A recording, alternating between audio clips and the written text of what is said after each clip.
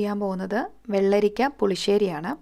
ഇതിനായി ഒരു ചട്ടിയിലേക്ക് നമുക്ക് വെള്ളരിക്ക ചെറിയ കഷ്ണങ്ങളാക്കിയതും 3 പച്ചമുളകും ചേർക്കാം. ഇതൊരു ഒഴിച്ചുകറിയാണ്, സദ്യയിലേക്കുള്ളൊരു ഒഴിച്ചുകറിയാണ്.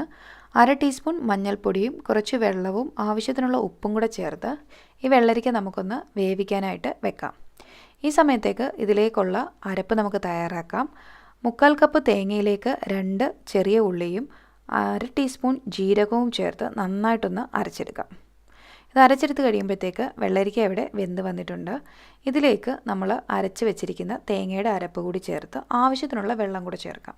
ഞാൻ നേരത്തെ പറഞ്ഞതുപോലെ തന്നെ ഇതൊരു ഒഴിച്ചുകറി ആയതുകൊണ്ട് ചാറ് നിങ്ങൾക്ക് എത്രത്തോളം വേണം എന്നതിനനുസരിച്ച് ഈ സമയത്തേക്ക് നിങ്ങൾക്ക് വെള്ളം ചേർത്ത് കൊടുക്കാം. വെള്ളം കൂടി ചേർത്ത് ഇത് നന്നായിട്ട് തിളപ്പിക്കണം. തിളപ്പിച്ച ശേഷം തീ ഓഫ് ചെയ്ത് ചൂടൊന്ന് പോയതിന് ശേഷം ഇതിലേക്ക് നമുക്ക് തൈര് ചേർത്ത് കൊടുക്കാം.